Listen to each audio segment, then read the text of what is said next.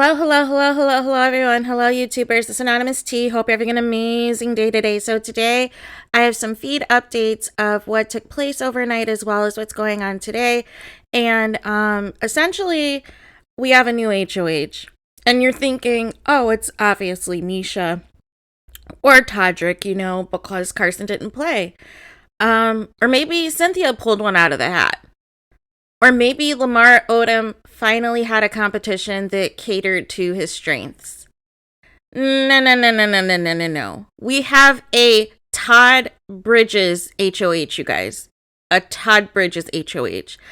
And I don't know how I feel about it exactly, because I was really hoping that there would be instant justice, instant karma, instant revenge, that Misha and Todrick could break their Final Four deal, and Carson and Cynthia could be completely crushed and feel betrayed and be like, oh, SHANNA was right, this and that. But instead, we have basically another Misha HOH unless Todd Bridges goes rogue. And Lamar has been trying to work him. He has been trying to plant those seeds that, hey, this is an opportunity for us to get out Misha. But I don't think Todd is budging. He said initially last night when he was talking it over with Misha that his intentions were to put up Cynthia and Carson, with Carson being the target and Lamar as a backdoor option. So that is where we are. What I would love to happen is, in the event that it is a Carson and Cynthia nominations, that if Lamar wins veto, he takes one of them down, and Todd Bridges is then forced to nominate Todrick or Misha as a replacement nom, because there's not many people left. I think that would be cool. That would be an interesting turn of events, but I still think with all of the alleged rigging that's happening, that it probably wouldn't matter anyways, that they would still probably keep Todrick and Misha. I think at this point, with what SHANNA's parting words to Todrick of nobody in the jury is going to vote for him, I think there's an incentive for everybody to keep Todrick at this point. Because if people hate him and the jury hates him, even though he's trying to spin a different narrative to the other house guests, that's beneficial to their game. Why would Misha get rid of number one, her number one, and two, why would she get rid of somebody that she knows has been playing a messy and dirty game? And so here's the thing too, for people who are saying that Todrick is playing a good game. So there's a difference to me in playing like a messy and dirty game where you're like a rat, or you're coming up with different lies and things of that nature to further your game. It's a different level though when you are making personal jabs about somebody, when you're trying to slut shame somebody, when you are disrespecting your own people, your own fellow Black people, calling them all of these names and all of these negative stereotypes, and you've taken things too far. You've involved people's children.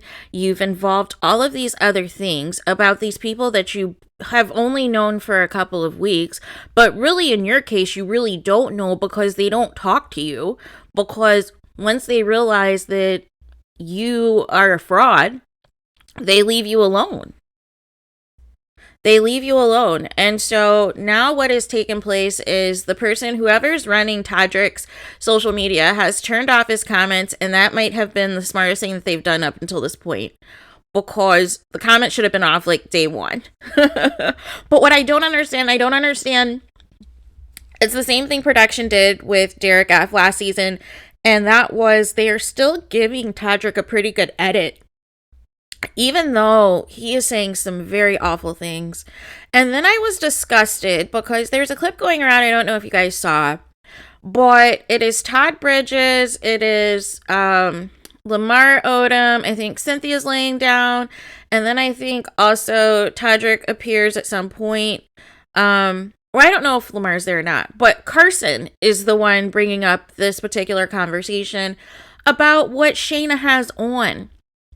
and trying to shame what she has on about her leggings and all this and that it wasn't appropriate. And I was just confused. I was just confused because I'm like, leggings is a thing that everybody wears, like all women wear. And literally, you're the person who said in your own confessional and your own diary session that all there is to Misha is leggings and egg whites. But you have an issue with Shayna's.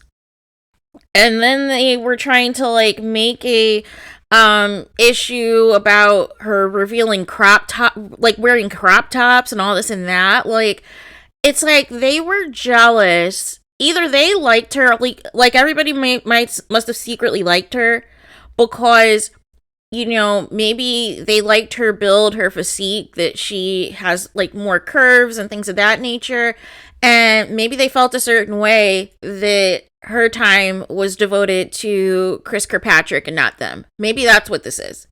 Because if this was anybody else, if this was the Kardashians, and that's what's so rich about this, because even Lamar, I thought for the most part had been quiet throughout the show, but now is starting to get some jabs in about Shayna. And I'm thinking to myself, you married a Kardashian, and you have the nerve to speak on another woman's, you know, appearance and how she carries herself and trying to shame her when all of your, you know, former family, former in-laws have all been in some mess with different athletes and rappers and everything else, but you have the gall to come for Shayna. And then trying to come for her, saying she doesn't deserve it and all this and that, and making a big deal about who she was married to. And it's like, she can't help those circumstances that she was able to marry men who were, you know, famous athletes and famous entertainers. Like, that's supposed to be a dig at her. She still had her own. She still was a beauty queen. She is still judging to this day beauty pageants. So she still has all kinds of work that she has. And a lot of the leggings and the outfits that she was wearing, I saw it was a specific company that she was promoting that I'm sure per post she's probably making all kinds of money anytime she does a post in any of those types of loungewear. And I actually thought a lot of them were cute. I thought the ones that, you know, especially the ones that kind of looked very warm, like the wool kind, that had like the crop top and the pants and then like the duster on top of it. I thought those were cute. And I thought some of the legging outfits were cute. So I didn't have an issue with what she was wearing. They're making it seem like she was naked, walking around the house naked. And if anybody is to talk about that, what is wrong? Why isn't anybody saying anything to Todrick or Misha when they're in these booty shorts, or when Todrick has these shirts that the back is completely out, in addition to the booty shorts? Like, can we, if you're gonna, you know, be upset about something, can we be upset about people who are actually wearing some attire that is not appropriate for the house versus just trying to pick at anything? That's why I know they don't have a real issue with Shayna, because you are now trying to shame her and talk about things that have nothing to do with the game. You can't be upset with Shayna for playing an initial rat game when Todrick has an alliance with every single person in the house at one point in time. But now all of a sudden he's holier than thou and everything's all good. No. Keep that same energy. Keep the same energy. So, then there's rumors. I don't know if I had discussed this last night or not, but there is rumors that allegedly Todrick threw a tantrum in the diary room session about Shayna making the comment that she's going to turn the jury against him. But honestly, Shayna doesn't have to do that much work in that regard, because the jury pretty much, for the most part, is probably going to vote against Todrick. So I don't think there's anything to worry about there. I think that definitely is already a given. Also an update. So, you know how the evicted guests, they're supposed to do the press, and usually one of, the press junkets is the Us Magazine interview. Well, unfortunately, the editor said basically that, they have to reschedule at a later time, but she put in there she hopes SHANNA is okay. So I am wondering if SHANNA also found out, once she got her phone back, about the trifling mess that her boyfriend, or probably now ex-boyfriend, is. And I was cringing so bad when she was talking about kissing him and seeing him for Valentine's Day, only to find out, shortly after, whenever she gets her phone back, that, oh, no, that he's been in Teddy's DMs, that he has been flaunting around with different girls, that he originally was thinking about proposing, but then saw an interaction with SHANNA and Lamar Odom that was completely innocent, and completely took it to another level and got pissed off, deleted all the photos with her, and unfollowed her. And it looks as though she unfollowed him, unless he blocked her, but it looks as though she's unfollowed him since, which I'm hoping that she's aware of what's taking place, or maybe the person who was running her account maybe did the unfollow back as well, and let her know what was up.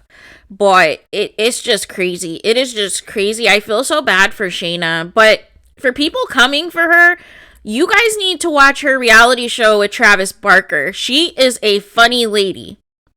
She is very funny. But with that, there's been a lot that she's accomplished.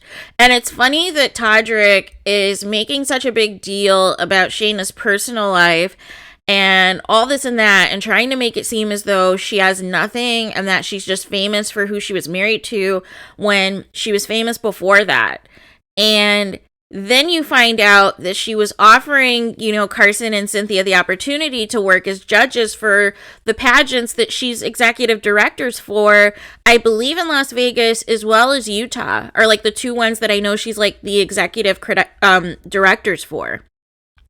Which means basically she runs those pageants and oversees everything, hires the judges, like does everything.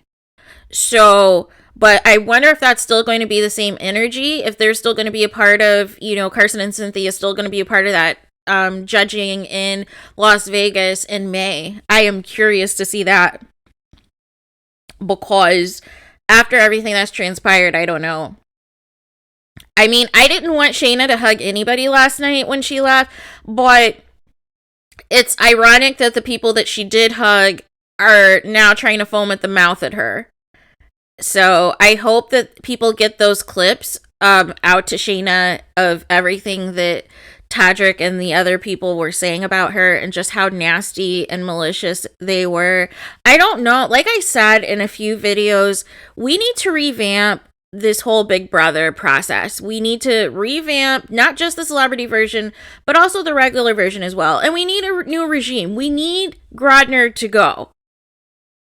How can we make that happen? Why is BB Canada better than BB US? Doesn't even make sense when BB US, like what is going on? What is happening? What is going on? So, those are pretty much most of the thoughts I have. Like I said, we're on standby until nominations take place. So once we find out what nominations are, I will definitely come back with a video. It looks as of now, it is likely Cynthia and Carson nominations.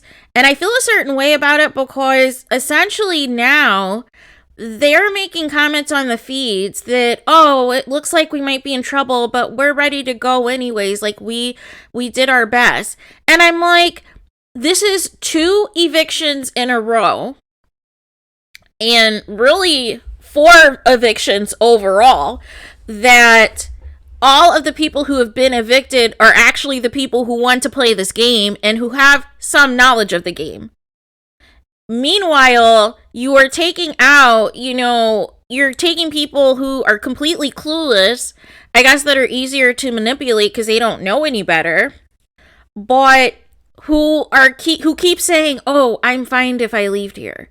I'm fine, I did what I could do, this and that."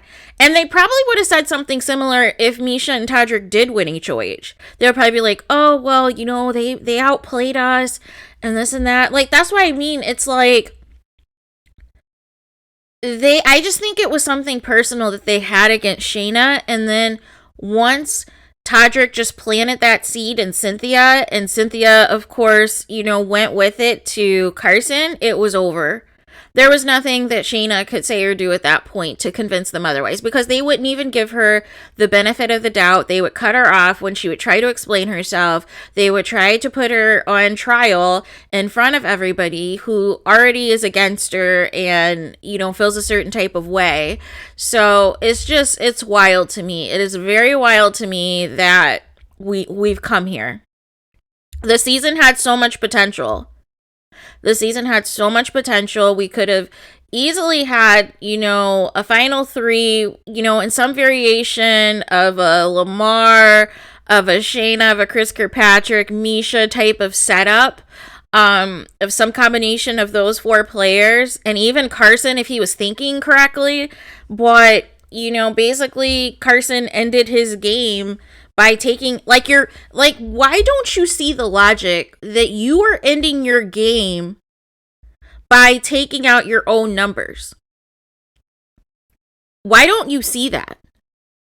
Why don't you see that Chris sacrificing his game was for the three people to get ahead, only for the three people to go out back to back to back? Make it make sense. Like, this is what I mean. It's just like, we have to have something. I think one of my followers said maybe an exam, maybe you need to pass with an 80% or something before you can even go to the next steps of, some mock situations in the game. I mean, we need something to be revamped, because this isn't it. This is not it at all. The road that we have gone down these past few seasons of the level of toxicity and nastiness and negativity, it has to stop. And cutting the feeds at this point is pointless, because it's like we've already heard the worst of what these people had to say. So why are we cutting the feeds now to protect them when we've already heard the worst that they said? Like, if you don't like what we're saying on social media and what we're reacting to, then you could change the format of the people that you are bringing on the show so that it doesn't get to this level. And you can change the way the show is being produced, like having Shayna have a chance to play in the veto so this toxicity and this alienation can stop. Even in older seasons, even in, quote, the old school seasons, there at least was certain people who, had certain people on their side, even if they were, in the minority. They at least had somebody who had their back and this and that. But in both cases, especially when it came to the women, but it also happened to Chris Kirkpatrick too, there's these isolation tactics and these bullying tactics to where you're not allowed to talk to this person because they're the plague. And you're an immediate target if you tried to deal with them. And it's just wild to me. It is really wild that this is the energy that we're doing. But those are all the thoughts that I have. Once I find out what the noms are, I will be back to give you guys that update. Please let me know your guys' thoughts. Please do not forget to like, comment, and subscribe. Hit the notification bell so you're notified the moment I post new content on my channel. And with that being said, I will talk to you guys again soon.